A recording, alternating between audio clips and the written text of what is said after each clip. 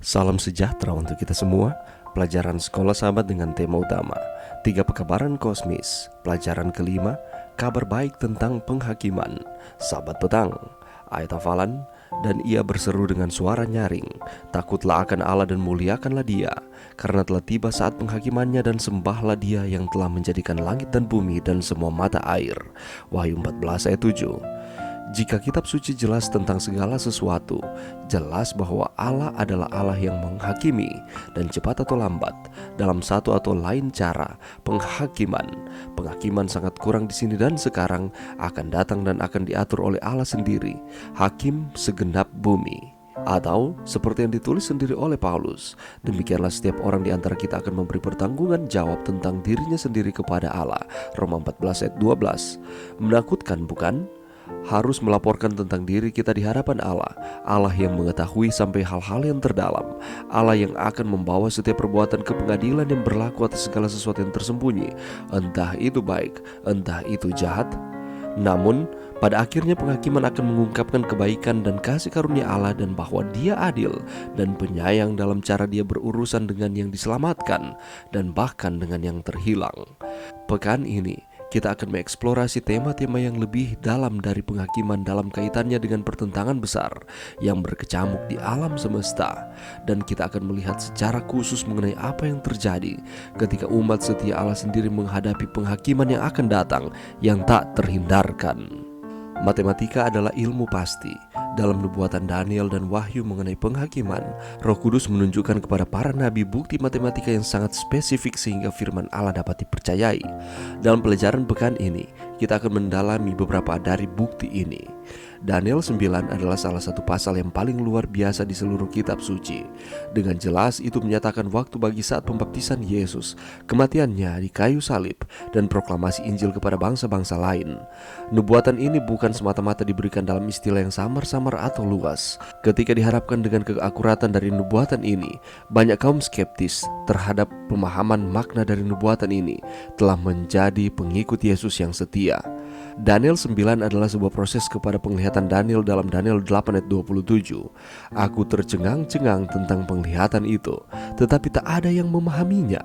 Penglihatan dalam Daniel 8 adalah penglihatan tentang kekuasaan Yunani atas Media Persia, digambarkan sebagai bentrokan dari domba jantan dan kambing jantan. Tanduk kecil kemudian muncul dan mendominasi bidang politik dan agama. Kuasa dari tanduk kecil ini pada akhirnya membelokkan kebenaran mengenai Yesus. Menurut Daniel 8 ayat 12, menghempaskan kebenaran ke bumi. Kemudian Daniel mendengarkan malaikat bertanya, sampai berapa lama? Yaitu, berapa lamakah kesalahan itu menang? Berapa lamakah kejahatan itu berkuasa? Kapankah kebenaran akan dipulihkan ke tempat yang wajar di antara umat Allah? Kapankah orang benar akan memerintah dan orang fasik akan berakhir? Jawabannya ditemukan dalam Daniel 8 ayat 14. Sampai lewat 2300 petang dan pagi, lalu tempat kudus itu akan dipulihkan. Sepanjang minggu ini kita kembali akan mempelajari suatu pelajaran yang menarik, yang akan menguatkan akan iman kita untuk terus setia kepada Tuhan. Kita akan melihat bahwa ada kabar baik di dalam penghakiman. Apakah kabar baik tersebut? Bukankah penghakiman itu merupakan suatu peristiwa yang menakutkan? Karena kita langsung akan memberikan pertanggungjawaban apa yang sedang kita lakukan di dunia ini ataupun yang sudah kita lakukan kepada Allah yang mengetahui segala sesuatu. Kita akan melihat bersama mengenai pentingnya masa penghakiman. Apakah signifikansinya dari masa penghakiman ini?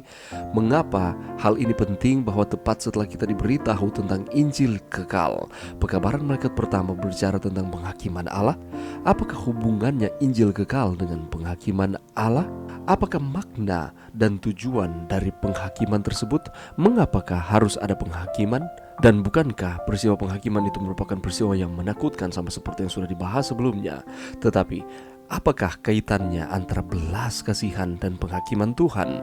Kalau kita membaca di dalam Wahyu 20 ayat 12, di sana ada cara kita dihakimi. Bagaimanakah kita dihakimi? Apakah hubungan yang dimiliki antara perbuatan baik kita dengan keselamatan kita? Bukankah perbuatan-perbuatan baik itu tidak ada pengaruhnya terhadap keselamatan kita? Karena keselamatan kita itu hanya semata-mata merupakan kasih karunia pemberian Allah di dalam kehidupan saudara dan saya. Dan ada satu adegan luar biasa yang akan kita pelajari bersama-sama. Adegan ini sudah ada yang terjadi, sementara terjadi, dan akan terjadi. di masa yang akan datang. Apakah adegan tersebut?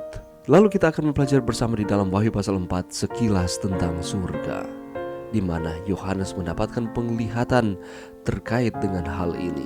Bagaimanakah surga tersebut dan apa kaitannya dengan penghakiman? Kesamaan apakah yang dapat kita lihat di sini antara Wahyu 4 ayat 2 sampai 4 dengan adegan penghakiman dalam Daniel pasal 7? Dan pada akhirnya kita akan melihat bersama bahwa Yesus layak. Layak dalam hal apa? Mengapa dikatakan bahwa Yesus layak? Untuk mendapatkan jawaban dari pertanyaan-pertanyaan ini, mari kita terus meluangkan waktu kita walaupun hanya sesaat setiap hari tengah-tengah kesibukan kita untuk mendengarkan, merenungkan akan pelajaran sekolah Sabat setiap hari, sehingga iman kerohanian kita akan terus dikuatkan. Kita akan terus setia kepada Tuhan. Mari berdoa. Terima kasih Tuhan atas firman-Mu pada saat ini. Bantu kami untuk kembali kami dapat mempelajari pelajaran sekolah Sabat, pelajaran yang kelima sepanjang minggu ini, sehingga kami akan terus dikuatkan. Kami akan terus setia kepada Tuhan. Ini doa kami Tuhan, di dalam nama Yesus. Amin.